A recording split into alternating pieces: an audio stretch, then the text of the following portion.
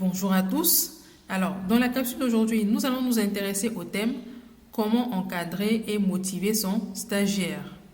Alors, déjà, en termes de contexte, il est important de rappeler que le stage, au-delà des aspects de validation d'un diplôme quelconque, est une opportunité qui est offerte à un jeune diplômé d'intégrer une entreprise, d'y effectuer ses premiers pas, de se confronter au monde du travail pour la première fois, d'apprendre et surtout de développer des compétences sur lesquelles il pourra s'appuyer pour avancer plus tard dans sa carrière.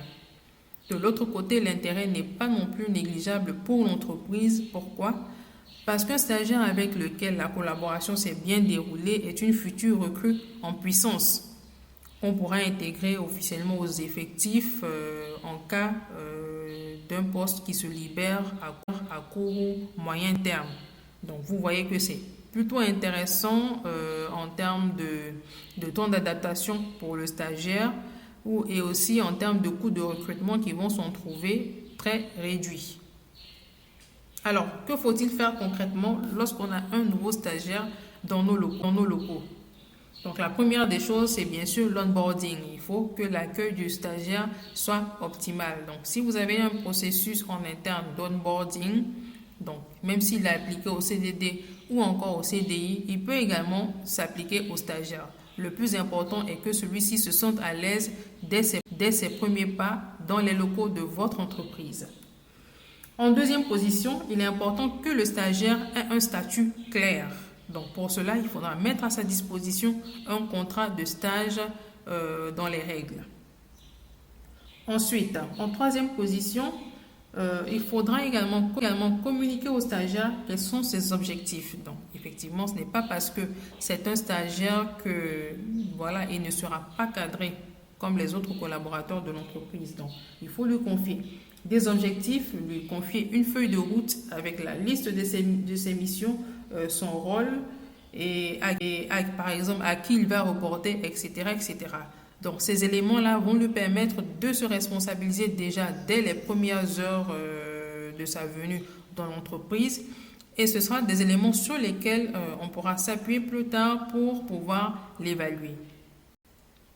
Ensuite, il faudra également lui transmettre tout ce qui est information indispensable à la réussite de ses missions, tout ce qui est procédure, tout ce qui est règlement intérieur, tout ce qui est statut, etc. Et surtout s'assurer que ces éléments sont bien compréhensibles, que le stagiaire les a bien assimilés et surtout se rendre disponible autant que possible pour les lui expliquer au besoin.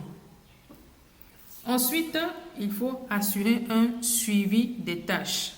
Donc, un stagiaire, lorsqu'on l'accueille, il ne faudrait pas qu'il soit livré à lui-même, il ne faudrait pas qu'il soit livré dans la nature, non. Il faut assurer un véritable suivi de l'exécution de ces tâches. Donc, pour ça, il faut lui faire des feedbacks réguliers. Donc, si vous demandez à ce qu'une tâche soit exécutée, vous y insérez le délai auquel la tâche doit être effectuée et ensuite, vous le relancez au besoin.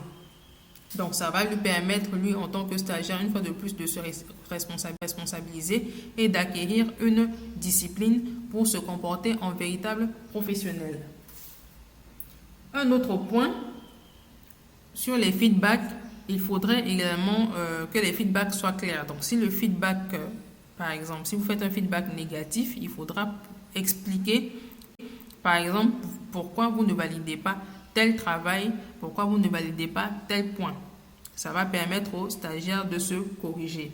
Mais lorsque, par exemple, voilà, le résultat est bon, il faut encourager, il faut féliciter. Donc, ne pas seulement s'arrêter à faire des feedbacks négatifs. Il faut également faire des feedbacks positifs. Il faut être bienveillant, il faut encourager pour que cela puisse motiver le stagiaire et lui permettre de gagner davantage en confiance. Donc, plus il va gagner en confiance et petit à petit, vous allez déléguer. Ça, c'est un autre point. Donc, déléguer au fur et à mesure lorsque vous vous rendez compte que le travail est bien exécuté. Donc, une fois de plus, vous allez gagner parce que vous allez vous libérer de certaines tâches et le stagiaire, lui, va monter en compétences. Donc, un autre point sur les éléments de motivation, si par exemple il y a des bonus qui sont partagés, il ne faut pas hésiter surtout à faire bénéficier du stagiaire. Donc, s'il y a des petits avantages, s'il y a des petits gadgets, s'il y a des petits cadeaux qui sont partagés à l'ensemble du service, donc il ne faudrait pas que les stagiaires soient mis à l'écart. Donc, il faut partager avec eux. Donc c'est très très important parce qu'une fois de plus, si la collaboration se passe bien, c'est une future recrue que vous n'aurez plus à former pendant longtemps, que vous aurez en face de vous. Merci.